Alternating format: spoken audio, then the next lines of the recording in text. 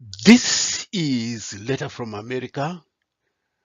Today's topic is: does the Zimbabwean opposition, specifically Triple C, have a leadership or followership problem? Recently, there has been criticism on the opposition movement leadership on a number of issues. The Citizens Coalition for Change leadership has been accused of failing to confront more aggressively Mnangagwa and ZANU-PF on a number of issues. Some of the criticism has come from renowned journalists. The consistent narrative on this criticism is always Triple C leaders must do this or that. Triple C leaders are not fighting hard enough to free Job Sikala or support his family. Triple C leaders are not mobilizing effectively the voter registration drive. There used to be the same criticism against MDCT led by the late Morgan Tsvangirai some years ago. One consistent criticism against Tsvangirai was he was weak on mobilizing national mass protests against the late Mugabe regime. Such criticism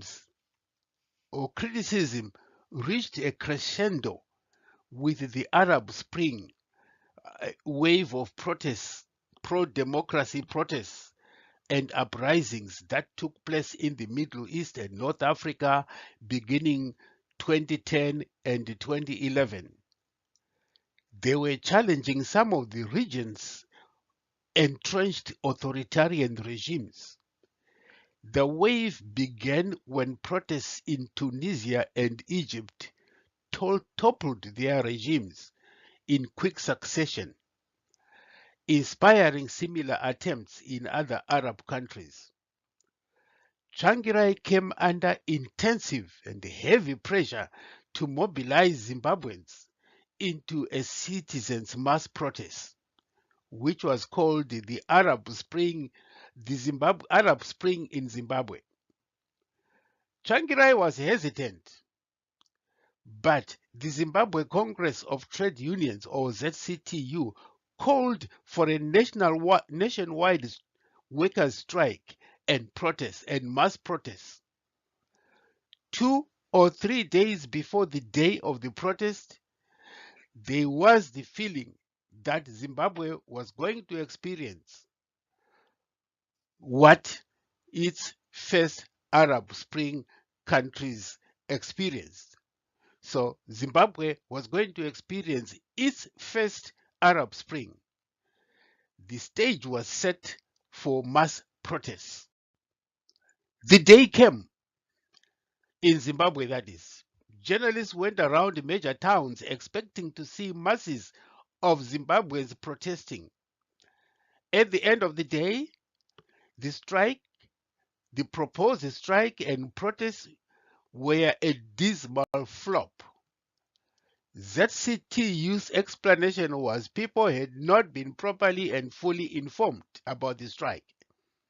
Several months later, ZCTU again called for a national workers' strike and mass protest. Again, both the strike and mass protests were a big flop. Morgan Tsvangirai eventually called for mass demonstrations around the country, but no such demonstrations took place. The big question that emerged was, does the MDCT have a leadership problem or a followership problem? The late Professor John Magumbe of the University of Zimbabwe was asked why Zimbabweans were not heeding calls for mass protests. His answer in Shona was, Wanu weZimbabwe imbwende, or Zimbabweans are cowards when it comes to political mass protests. But in reality, Zimbabweans have the courage and strength to engage in a mass demonstration. The problem is Zimbabweans show this at football matches. About 10 years ago, police had a running battle with football fans at Barberfield Stadium in Bulawayo. According to reports, that running battle lasted about 7 hours. What caused that 7-hour confrontation with the police? It is reported fans of the famous Highlanders were angry that their team had lost to Chicken Inn. Chicken Inn, according to reports, had scored 5 goals against Highlanders in less than 10 minutes of the opening game. And that got the fans angry. So angry, they started a riot. One political commentator said if Zimbabweans could be so angry at losing a football, angry enough to start a 7-hour running battle with the police, why can't Zimbabweans be angry with ZANU-PF politically motivated violence and looting? In yet another confrontation with the police at Barberfield, Bulawayo, the city was turned into a battle zone as soccer fans ran riot after failing to gain entry in Barberfield Stadium, which was the venue for the Independence Trophy final between two favorites, Highlanders and Motor Action. Dozens of people were reported to be injured, and wailing of ambulance sirens filled the air as the victims were transported to hospital. Cars were stoned, traffic lights vandalized, and the street strewn with broken glass as the police staged yet more running battles with the rioters, and scores were arrested. Again, the same question was directed to Zimbabweans. How can Zimbabweans be so passionate about football that they will riot into a 7-hour confrontation with the police? But the same Zimbabweans will not lift a finger against the oppressive Mnangagwa and ZANU-PF. The Gold Mafia report by Al Jazeera, which gave details of how Mnangagwa and his wife and top ZANU officials are looting billions of dollars worth of gold, while half the population of Zimbabweans live in extreme poverty. Nobody, no single Zimbabwean has gone to the street to protest. And this takes us back to the criticism of this CCC leadership. If Chamisa were to call on Zimbabweans to go on a nationwide protest against the Mnangagwa and ZANU-PF regime, how many Zimbabweans would take part? And if the mass protest failed to take place, could you blame the leadership of CCC? The CCC leadership can only do so much. Chamisa can only do so much. The real power to overthrow Mnangagwa and ZANU-PF regime lies in the 15 million Zimbabweans. The Arab Spring revolts were successful because the masses took it to the streets for many weeks. They were not led there by any leader. The world watched the TV images of determined masses in Tunisia, Egypt, Libya, and many other countries in the region. You could not tell who was leading the masses because people themselves had decided enough is enough. A genuine mass protest is led by the people themselves. They are the ones who feel the pain of oppression, poverty, while government officials are getting richer. In Sudan a few years ago, the protests were led by women who came out into the streets in thousands. They did not protest for 1 day or 2 days only. They stayed on the streets for weeks and bravely faced heavily armed Sudanese army.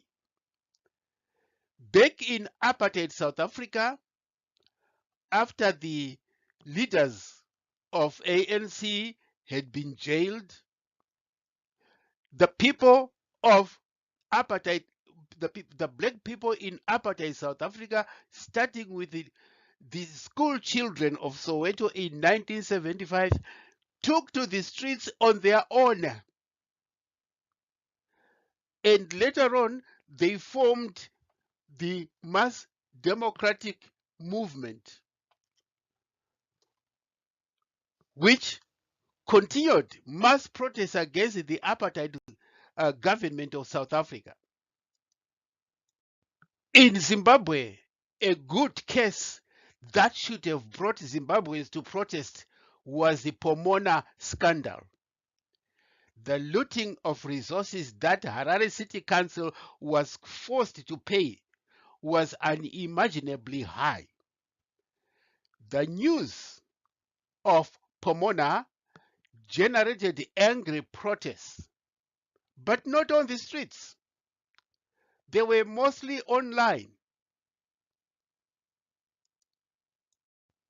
Last year, with this Pomona scandal, more than 1,000 angry participants on a Twitter space hosted by a local investigative journalist heard the sordid details of how the Harare City Council stood to lose 360 million US dollars to what some people called the boldest attempt to fleece Harare City residents.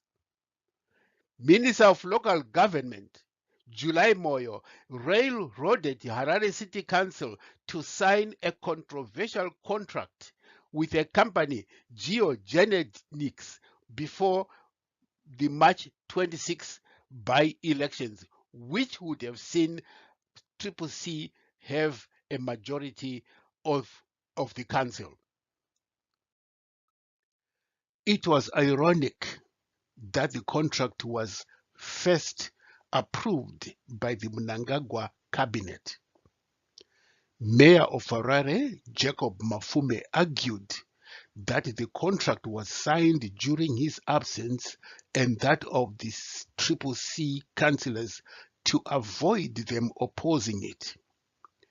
Mafume argued that this was a city council contract. It should have been discussed and approved first by the council. It was subsequently agreed, signed and delivered by the Monzora ZANU-PF councillors before March 26 by-elections, when it was obvious CCC would regain its seats and become the majority. It is, however, reported that the Monzora MDCT councillors objected to the deal during the council discussions. One councillor said they were threatened with imprisonment if they disagreed. They then reportedly offered some amendments that were agreed to, but the amendments were not in the final deal. However, this could not be independently confirmed. The Monzora MDCT councillors have not made a public statement distancing themselves from this deal. So it is up to the Monzora councillors to set the record straight about their role in this deal. The company, Geogenics, is linked to Mnangagwa's son Collins and a very controversial businessman, Delish Ngwaya. According to Nehanda Online News, the company's previous dealings created an outcry in Europe after an Albanian newspaper, City News, exposed it for operating shell companies. It is now reportedly blacklisted in Albania after the ministers involved in the controversial contracts in that country were fired. As the representative for another company, Drex Company, Delish Ngwaya and former Health Minister Obadiah Moyo were arrested in Zimbabwe in connection with corruption charges relating to a contract on importing medicines to Zimbabwe. Mnangagwa's twin sons, together with their mother Auxilia, have been implicated in importing a Rolls-Royce car worth $360,000 without paying duty on it. They have also been implicated in running a cash for access scheme where foreign investors and rich locals pay them a fee for an audience with Mnangagwa. The contract on Pomona was signed without going to tender under acting Mayor Stuart Mtizwa in June last year. Mayor Mafume, who was absent because of bail conditions that required him to report to the police, said the CCC-controlled council would never, ever have signed the contract. He said the deal requires the city council to hand over for free the city council-owned Pomona landfill, to pay to dump a minimum of 500 tons of waste per day at a cost of $40 per ton. This means Harare City Council has to pay $22,000 per day regardless of how much waste they deliver to the dump site.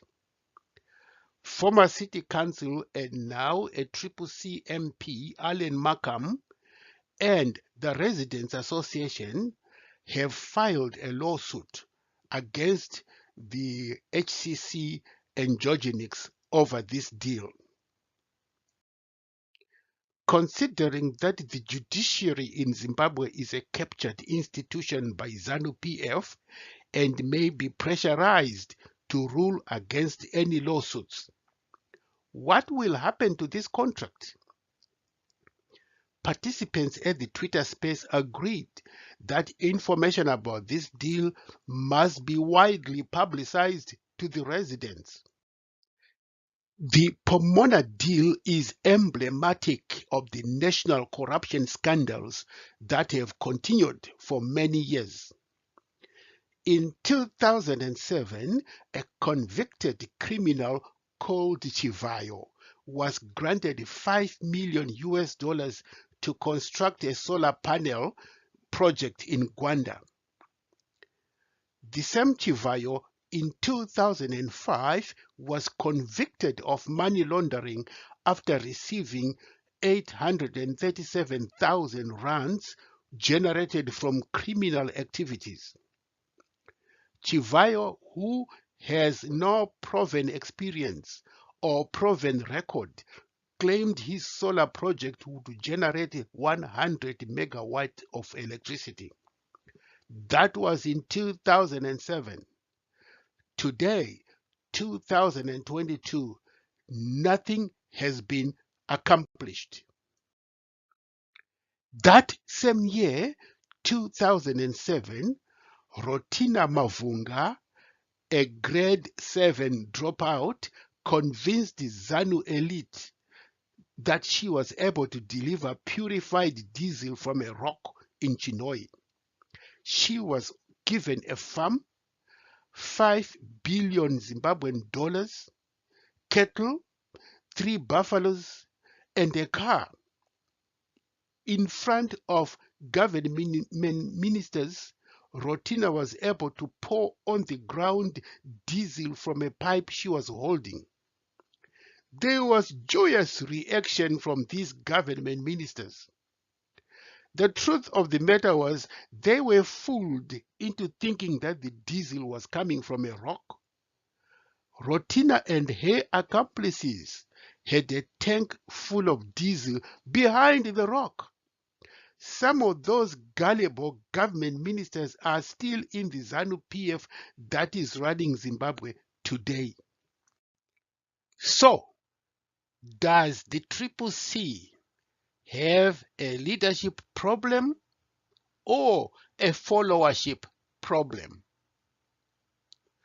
When Zimbabwean soccer fans have historically demonstrated many times they are ready, able, and willing to endure a 7-hour running battle with riot police just because their team lost, their favorite team lost, or just because they were not allowed to enter a football match which was free, as happened at Baba Fields Stadium. If that is a proven case, that Zimbabweans are willing, are ready, are able to endure a running battle with the police. If that is true, why can't the same Zimbabweans use the same courage, readiness, willingness to confront Mnangagwa and ZANU-PF, just like what happened in the Arab Spring 10 years ago? In this case, can the CCC leadership be blamed for such an inaction by the followers on political protests? The same followers who are ready and willing and able to endure a 7-hour running battle with armed police in the football field. Can the CCC leadership, again to repeat this question, can the CCC leadership be blamed on such inaction on political protests by supporters? Does the CCC have a leadership or followership problem? What do you think? This concludes today's broadcast of Letter from America, a weekly in-depth analysis of the situation in Zimbabwe. Thank you for listening.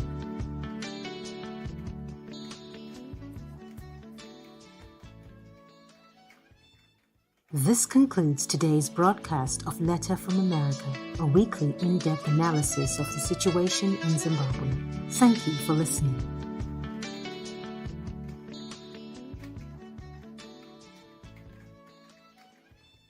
This concludes today's broadcast of Letter from America, a weekly in-depth analysis of the situation in Zimbabwe. Thank you for listening.